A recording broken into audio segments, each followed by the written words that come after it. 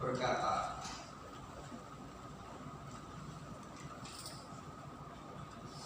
Allah berfirman dengan perantaraan anaknya.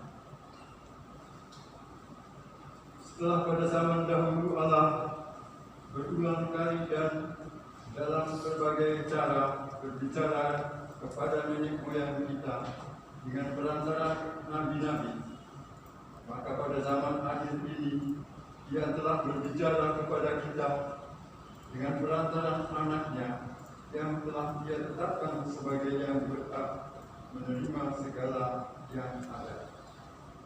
Oleh Dia Allah telah menjadikan alam semesta.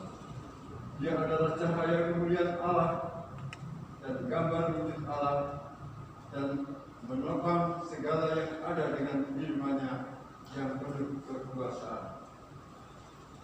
Dan setelah Dia selesai mengadakan penyucian dosa, Dia duduk di sebelah kanan yang maha besar, di tempat yang maha tinggi, jauh lebih tinggi daripada malaikat-malaikat, sama seperti nama yang dikaruniakan kepadanya, jauh lebih indah daripada nama mereka. Demikian pembacaan Alkitab. Hendaklah firman Tuhan yang segala kekayaannya diam dalam hatimu, dan ucaplah syukur kepada Allah.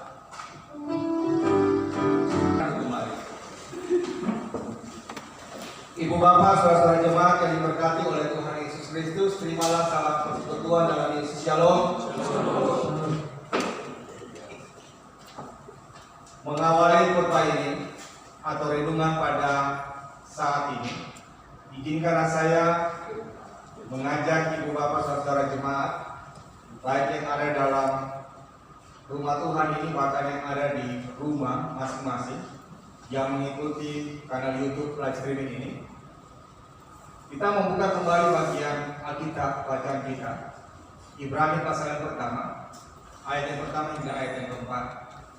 Saya ingin mengajak Bapak Ibu untuk memperhatikan di dalam Alkitab versi Lembaga Alkitab Indonesia. Jika Bapak Ibu perhatikan dalam surat Ibrani pasal yang pertama ini, di sana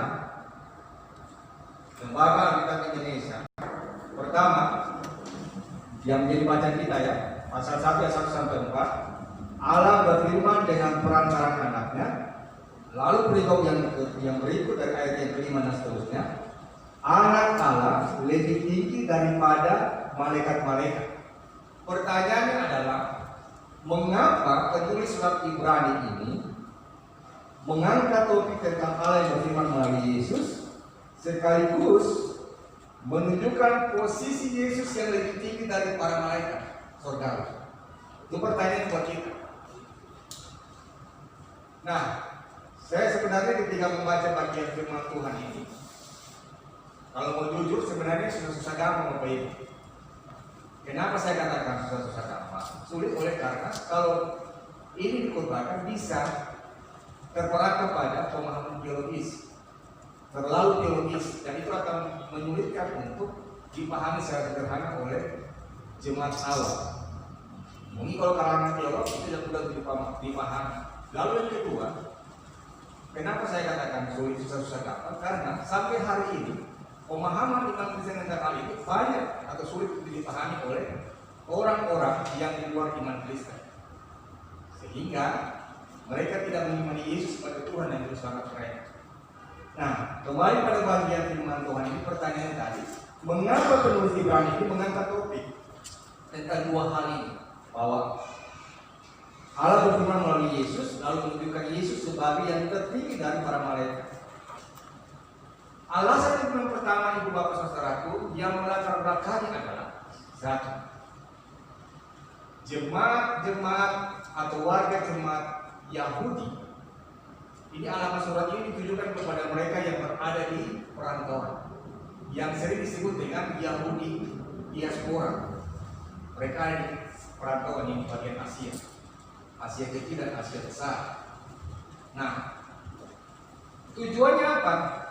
Tujuannya adalah dalam rangka untuk menguatkan iman mereka supaya tetap teguh, supaya tetap fokus hanya kepada Yesus Kristus yang adalah Tuhan dan Juru Selamat mereka. Mengapa harus demikian, Ibu Bapak Saudara? Oleh karena sekalipun berada di perantauan atau sebagai warga jemaat Yahudi diaspora, mereka masih terfokus, Ibu Bapak Saudara jemaat. Terfokus kepada apa?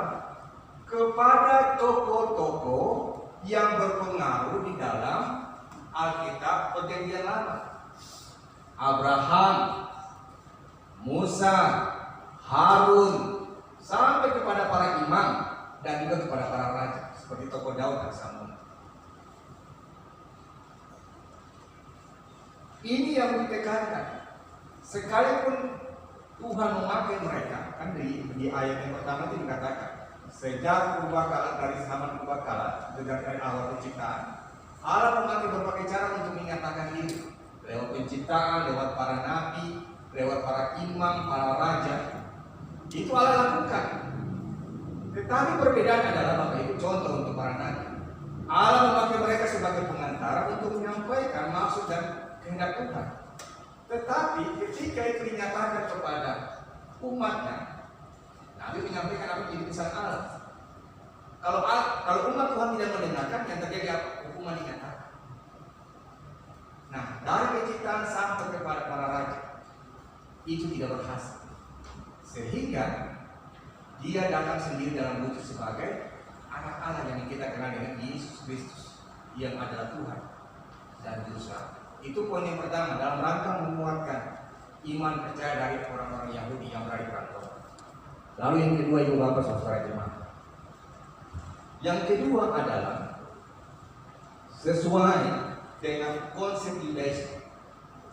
Bagi orang Yahudi, Bapak Ibu Saudara jemaat, orang Yahudi akan menerima firman Tuhan itu, ini catatannya penekanan, tergantung kepada dalam tanda petik siapa yang membawanya, siapa yang menyampaikannya itu. Ini hal yang kedua. Nah, dalam pemikiran Yudaisme, malaikat Tuhan itu menempati posisi yang sangat penting. Mengapa saya katakan dia menempati posisi yang penting dalam pemikiran Yahudi atau dalam konsep Yudaisme? Oleh karena malaikat Tuhan itu dia sebagai pengantara penyataan Allah kepada umat. Karena itu, Ibu Bapak Saudara jemaat, penulis surat Ibrani ketika dia menulis tentang bagian firman Tuhan itu mau menunjukkan bagaimana keunggulan, keutamaan Yesus Kristus di atas para malaikat. Mari kita lihat Bapak Ibu, bahwa sesungguhnya Yesus itu anak Allah, itu lebih tinggi dari para malaikat. Kita lihat poin-poinnya, ada beberapa fakta bahwa Yesus lebih tinggi daripada para malaikat. Sehingga ini menurut penulis Ibrani sangat penting ditekankan. Yang pertama, saya ingin Bapak Ibu melihat membandingkan dalam Yohanes pasal 1 supaya jelas. Di dalam Yohanes pasal 1 dari perbandingan itu, yang pertama, Yesus dibandingkan dengan malaikat. Yesus itu adalah pencipta. Sementara malaikat Tuhan, malaikat surgawi itu adalah malaikat yang adalah makhluk Tuhan yang diciptakan. Artinya apa Ibu Bapak Saudara jemaat? Mau dilihat dari sisi apapun, mau ditimbang bagaimanapun, dari sudut manapun, tetap namanya pencipta lebih jelas tinggi. Yang diciptakan itu adalah dia di bawah, karena dia makhluk yang diciptakan. Tidak bisa lebih tinggi dari sang pencipta. Bandingkan di ayat yang ke-6. Sekalipun kita tadi pembacaan sama ayat yang ke-4. Bandingkan di ayat yang ke-6 kita Ibrani pasal 1. Itu ditekankan. Itu poin yang pertama Bapak Ibu. Lalu yang kedua, malaikat Tuhan itu adalah, Ibu Bapak Saudara jemaat, adalah malaikat yang melayani, makhluk surgawi yang melayani. Sementara Tuhan Yesus itu adalah Raja yang memerintah. Ini harus kita pahami itu kok. Bandingkan di ayat yang ke-8 dalam bacaan kita dalam surat Ibrani. Jadi saya ulangi lagi, malaikat adalah makhluk yang melayani, Sementara Yesus adalah Raja yang baik. Ayat yang 8 dalam surat Ibrani pasal yang pertama. Poin yang ketiga itu Bapak Saudara Jemaat. Poin yang ketiga adalah malaikat Tuhan. Perhatikan di ayat yang ketiga B dalam bacaan kita. Malaikat Tuhan tidak pernah duduk di sebelah kanan Allah, tetapi Yesus saat ini duduk di sebelah kanan Allah. Pengakuan iman percaya kita kan seperti itu, iman Kristen. Itu poin yang ketiga Bapak Ibu. Lalu yang keempat Bapak Ibu perhatikan di ayat yang ke-14 masih dalam surat Ibrani. Kita akan turun sedikit. Yang keempat, malaikat adalah roh-roh yang melayani orang percaya. Dia yang melayani orang percaya siapa yang kita ini? Tetapi Bapak Ibu dan saya ini sebagai orang percaya adalah orang-orang yang melayani Tuhan. Ya kan? Nah, sampai di situ Bapak Ibu, itu artinya Yesus lebih tinggi daripada para malaikat. Tidak bisa dibantah. Dengan demikian, Yesus Kristus lebih unggul, lebih utama, lebih penting dalam hidup ini. Karena itu Bapak Saudara Jemaat, kita boleh katakan bahwa tidak salah kalau dalam surat Ibrani ini dia menonjolkan tentang keutamaan Yesus, keunggulan Yesus sebagai Nabi. Di ayat yang pertama dalam bacaan kita, dan Tuhan yang digelari. Perhatikan di ayat yang ketiga, ini penting. Nanti saya penekanan pada ayat yang ketiga. Dia digelari sebagai cahaya kemuliaan Allah dan gambar wujud Allah, dan menopang segalanya dengan firman-Nya yang penuh kuasa. Apa maksud dari pernyataan di ayat yang ketiga ini Ibu Bapak Saudara Jemaat? Maksudnya adalah bahwa pernyataan di ayat yang ketiga ini hendak menegaskan bahwa Yesus bukan hanya sekedar anak Allah. Yesus bukan hanya sebagai sekedar wakil Allah seperti yang dipahami oleh saudara-saudara kita di seberang sana, oleh kelompok-kelompok tertentu, bahwa dia hanya sebatas nabi. Tidak seperti itu Ibu Bapak Saudara. Tetapi Yesus Kristus adalah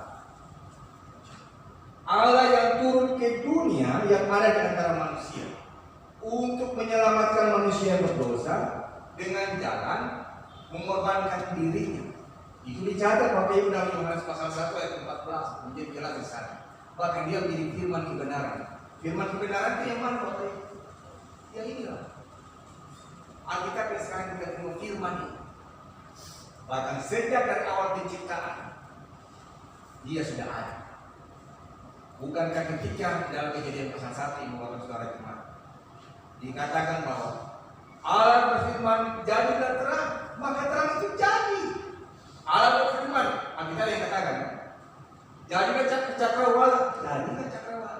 Jadi dalam bentuk firman apa? Karena itu dikatakan menjadi sebuah kesaksian dalam Injil Yohanes pasal 14 itu. Nah, terkait dengan itu Ibu Bapak Saudara Jemaat, saya katakan begini. Jika orang Yahudi saja bisa melihat malaikat sebagai pembawa pesan Allah, bukankah seharusnya mereka juga memandang Yesus daripada itu? Dia adalah pembawa pesan dan dia juga adalah pesan itu sendiri. Menjadi manusia langsung. Karena apa? Dari penciptaan, dari para nabi sampai para raja, itu gagal semuanya, tidak berhasil. Mereka boleh membawa hati Allah, pesan Allah, pikiran Allah, tapi mereka tidak bisa menyampaikan solusi. Solusi apa? Solusi keselamatan. Hanya dalam Yesus lah keselamatan itu tidak dinyatakan. Dia menyatakan memberikan keselamatan dan dia juga solusi keselamatan itu. Itu perbedaannya Bapak Ibu. Sehingga menurut penulis di surat Ibrani bahwa Yesus itu lebih tinggi dari segala-galanya. Nah, karena itu Bapak Saudara Jemaat, jika kita bisa percaya kepada nabi-nabi yang membawa pesan, kita bisa percaya tentang para imam, para raja dengan segala keterangan hidup dari mereka, masa kan kita tidak bisa mempercayai atau memiliki kepercayaan yang mutlak kepada Kristus Yesus selaku Tuhan dan Juru Selamat. Ini penting pendengaran ini Bapak Ibu. Bukankah saya katakan tadi Yesus adalah kesan itu sendiri? Nah seringkali Bapak Ibu saudara jemaat, kehadiran malaikat Tuhan itu membuat kita terkagum-kagum. Itu tidak salah. Tapi bukankah seharusnya kita lebih kagum lagi kepada Yesus Kristus yang adalah Tuhan dan Juru Selamat itu, yang menciptakan makhluk-makhluk surgawi itu, bahkan yang mengutus para nabi, yang mengutus para imam, yang mengutus para raja. Ini harus menjadi keyakinan iman kita. Nah sampai di sini Bapak saudara jemaat bisa dipahami ya. Nah ini kalian ada yang beremote ini. Ini berarti saya tadi katakan di awal terlalu teologis Pak Pendeta. Mungkin dalam benak Bapak Ibu jemaat mengatakan terlalu teologis Bapak Pendeta. Oke. Kalau terlalu teologis, mari saya coba untuk menyederhanakan.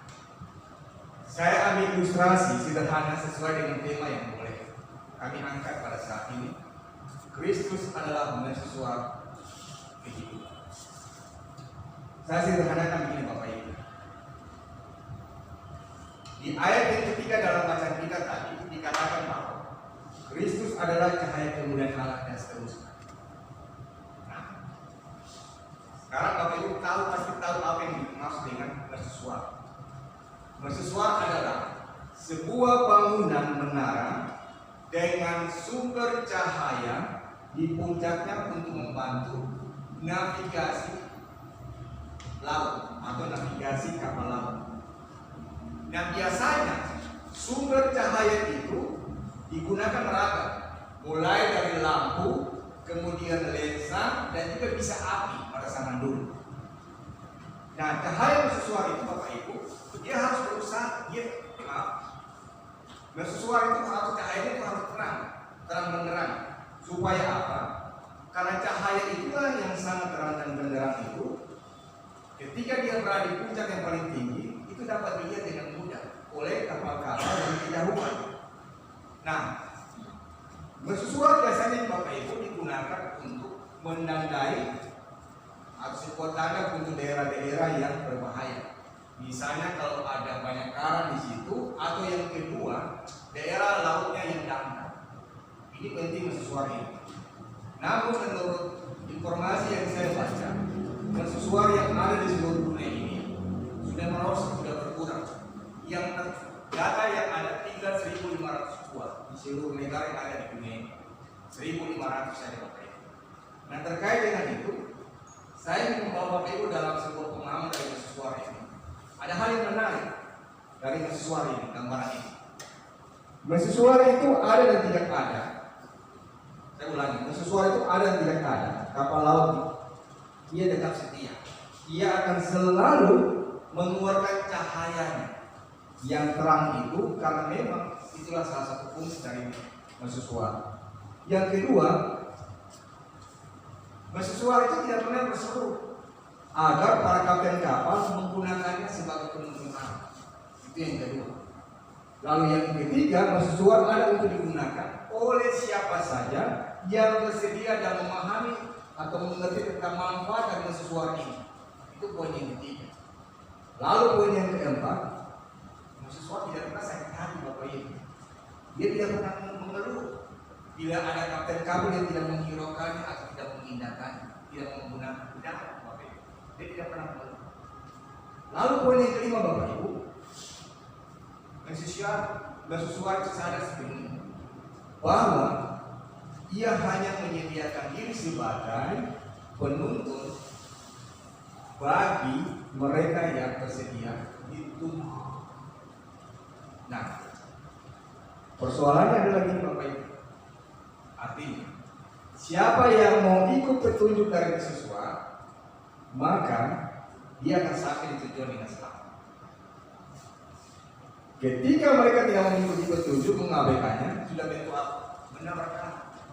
Nah dari pemahaman ini, ilustrasi ini Bapak Ibu, saya membuat dalam iman kita terkait dengan tema ini, dari tema bacaan kita pada saat pembagian pertama begini Bapak Ibu. Kristus Tuhan adalah mercusuar dalam kehidupan kita. Kenapa saya katakan Kristus adalah sesuatu dalam kehidupan kita? Oleh karena itu Bapak Saudaraku, dia selalu ada bagi kita di setiap langkah kehidupan kita yang mau mengikuti. Kristus pun adalah Tuhan yang tidak pernah memaksa kita untuk taat mengikuti segala petunjuknya. Karena apa Bapak Ibu? Karena dalam kehidupan kita ini dia berikan kehendak bebas untuk Anda memilih. Kalau Anda memilih, Anda selamat. Anda tidak memilih, silakan. Itu kehendak bebas yang Tuhan berikan. Karena kalau dia selalu memaksakan kita, berarti kita ini robot Bapak Ibu. Diatur ke sana, ke kiri, ke kanan. Tidak seperti itu Tuhan Allah yang kita ini. Lalu yang ketiga Bapak Ibu, karena itu ada yang menerima firman Tuhan dengan sukacita, dengan lemah lembut, dengan penuh syukur. Tetapi ada juga yang menerima firman Tuhan dengan bukan menerima, tapi menolak firman Tuhan yang datang kepadanya. Intinya yang saya mau katakan Ibu Bapak Saudara jemaat, Tuhan selalu memberikan petunjuk kebenaran menuju sebuah keselamatan. Karena itu berbahagia jika kita selalu menyediakan diri kita, menyediakan hidup kita untuk dituntun oleh Kristus Tuhan. Sehingga apa? Sehingga kita memperoleh keselamatan. Berbahagialah jika kita selalu menyediakan diri, kita dituntun olehnya, sehingga kita selamat sampai pada kehidupan yang kekal. Namun Bapak Ibu, namun catatannya, jangan berhenti pada titik itu saja saudara. Mengapa saya katakan jangan berhenti pada titik itu? Penting untuk Bapak Ibu Saudara dan saya teladani kehidupan Yesus, sehingga apa? Saudara dan saya menjadi bersesuara bagi sesama. Kalau bahasa Alkitabiahnya, menjadi saksi Kristus dalam kehidupannya lewat kata dan perbuatan. Kalau meminjam bahasa Rasul Paulus, menjadi surat pujian, surat-surat yang terbuka yang dapat dibaca oleh setiap orang. Itu poin yang pertama Bapak Ibu, yang bisa kita maknai dalam bacaan ini. Hal yang kedua Bapak Ibu, sebelum sampai pada hal yang kedua, kita sepakat dulu. Kalau dikatakan dalam bacaan kita ini, Kristus adalah cahaya kemuliaan Allah. Mari kita sepakat kata dari sinonim dari cahaya ini adalah sinar ya Bapak Ibu ya. Kita sepakat dengan kata lain, bersinar atau bercahaya adalah bersinar. Oke. Kalau kita sepakat, mari kita buka lagi Bapak Ibu untuk pemakan kedua. Saya mengajak Bapak Ibu berkenan membuka Mazmur 80 supaya kita memahami tentang apa Tuhan itu cahaya kemuliaan. Ini penting dalam iman kita yang jarang sekali dikhotbahkan. Ketika GPB mengambil tema ini sangat luar biasa Bapak Ibu. Buka Mazmur 80, perhatikan di ayat yang keempat, ayat yang ke-8 dan ayat yang ke-20. Saya ingin mengajak Bapak Ibu Saudara jemaat untuk belajar dari seorang Asaf bin Berekia bin Simea tentang cahaya atau sinar kemuliaan Tuhan yang dapat kita maknai dalam pada saat ini. Perhatikan Bapak Ibu ya, ayat-ayat itu. Nah, yang saya menjelaskan begini Bapak Ibu di Mazmur 80 ini. Di tengah-tengah keadaan Israel yang sedemikian terpuruk, Asaf berdoa begitu. Asaf berdoa untuk keselamatan Israel dan memohon pemulihan dari Tuhan. Tapi perhatikan ayat-ayat 4, 8, dan 20. Dalam doa Asaf ini ada satu kalimat penekanan yang terus-menerus diulang Bapak Ibu. Perhatikan, 3 kali diulang. Ya Allah, pulihkanlah kami, buatlah wajah-Mu bersinar, maka kami akan selamat. Perhatikan ayat 4, 8, dan 20. Itu tidak kebetulan Bapak Ibu. Perhatikan dan garis bawahi, wajah-Mu bersinar. Buatlah wajah-Mu bersinar. Ketika wajah Tuhan bersinar, maka Israel akan selamat. Dikatakan demikian kan? Menurut saya Bapak Ibu Saudara jemaat, itu artinya doa Asaf ini sangat sungguh-sungguh luar biasa. Kenapa saya katakan sangat luar biasa? Tersirat sebuah iman dan keyakinan yang sungguh luar biasa kepada Tuhan. Asal tidak meminta tanda yang muluk-muluk Bapak Ibu. Dia tidak minta tanda yang muluk-muluk, tetapi sederhana saja. Dia katakan cukup melihat wajah Tuhan bersinar, maka itu jaminan bahwa Israel akan dipulihkan, bahasa lain akan diselamatkan. Luar biasa. Saya kasih pemahaman sederhana Bapak Ibu. Coba Bapak Ibu perhatikan semua perangkat elektronik. NK itu TV, NK itu AC gini ya, mesin cuci dan lain sebagainya. Coba Bapak Ibu lihat AC yang ada dalam ruangan ini. Selalu ada indikator lampu power, indikator lampu power. Nah, ketika perangkat itu tersambung dengan aliran listrik, Bapak Ibu perhatikan, dan lampu powernya hidup, itu artinya meyakinkan kita bahwa sebuah tanda bahwa perangkat itu bekerja, ada aliran listrik yang mengalir. Nah, sekarang saya mari kita contoh. Misalnya untuk melihat apakah AC di rumah Anda berfungsi atau tidak, cukup melihat indikator lampu yang ada di AC tersebut. Jika lampu itu menyala, maka AC itu akan bekerja. Sederhana seperti itu Bapak Ibu. Nah, dari pemahaman ini saya mengatakan barangkali itu yang dipikirkan oleh Asaf dalam pasal 80 ini. Ketika mohon pertolongan Tuhan, dia katakan cukup melihat wajah Tuhan yang bersinar, maka mereka akan selamat. Dari pemahaman ini Bapak Ibu, saya memaknai Alkitab yang mempercayai kita.